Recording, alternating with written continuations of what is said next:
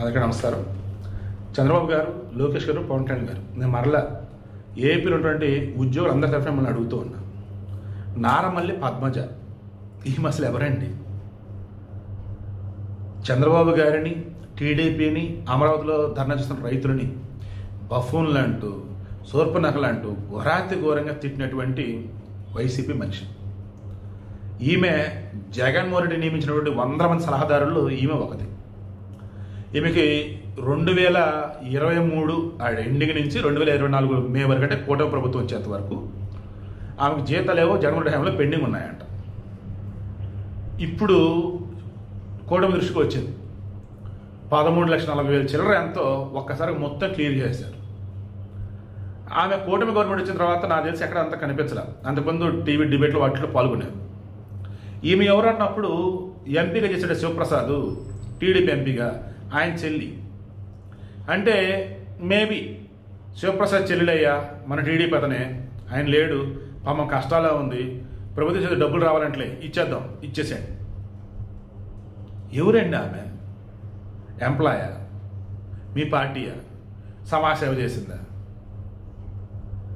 జగన్మోహన్ రెడ్డికి, వైసీపీకి సలహాదారంటూ కేవలం వైసీపీ ఆఫీసులో కూర్చొని టీడీపీ తిడతాం, అమృత మహిళలు తిడతాం ఆమె చేసిన పని. ఇది ఆమె ఇచ్చిన సలహాలు, సూచనలు. ఆమెకి ఈరోజు బకాయి ఏదో ఉంది అంటే గవర్నమెంట్ డబ్బులు క్లియర్ చేశారు. ఇవ్వకపోతే ఏమన్నా అయిద్దా? సలహాదారులు ఉన్నటువంటి జగన్మోహన్ రెడ్డి ఉన్నటువంటి వాళ్ళందరూ గుండెల మీద చేసుకోండి. మీలో కనీసం ఒక సలహా ఇచ్చిన వాళ్ళు ఎంతమంది?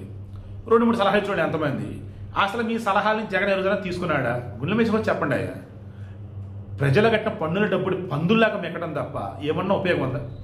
అందుకే కొంతమంది స్వచ్ఛందంగా వదిలేశారు. రామచంద్రమూర్తి గారు, మా జర్నలిస్ట్ గురుగారు, పెద్ద ఆయన, ఓపెన్గానే నేచర్ సలహాలు వాళ్ళు తీసుకోవట్లేదు అండ్ అసలు ప్రాపర్ వేలో డిస్కషన్స్ ఏమీ నడవట్లేదు, ఇక నా సలహాలో ఉపయోగం ఏముంది, ఇక నాకు అవసరం లేని సలహా జరపదని తృణప్రాయంగా వదిలేసి బయటకు వచ్చాడు. Hats off sir.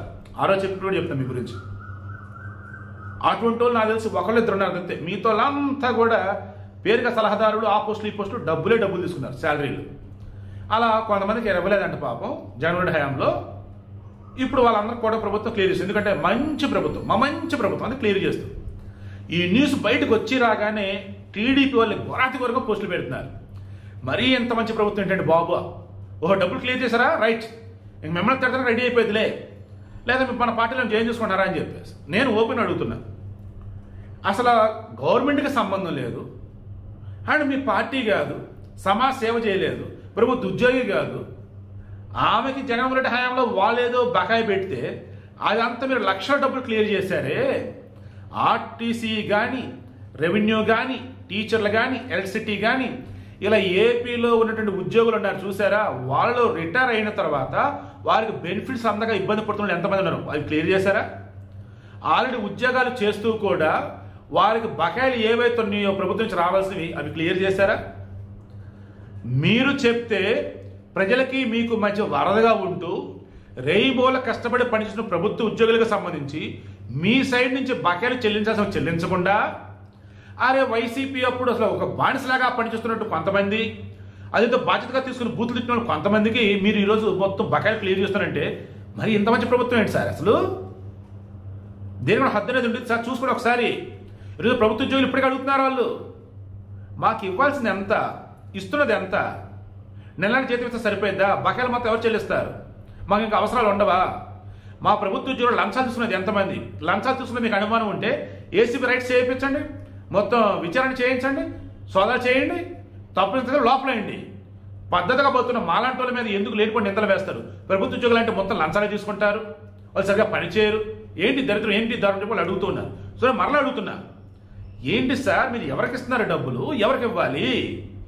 ఎప్పటికైనా సరే మారండి సార్. మా మంచి ప్రభుత్వం అనిపించుకోవాల్సింది ఉద్యోగుల దగ్గర నుంచి, స్థాన ప్రజానీకం దగ్గర నుంచి, అంతే తప్ప వైసీపీకి సేవలు చేసిన వాళ్ళ దగ్గర నుంచి కాదు, అండ్ రాజకీయంగా అటు ఇటు ఎలాగంటే అలా తిరుగుతుండే గురించి కాదు. ఇప్పటికైనా మారండి.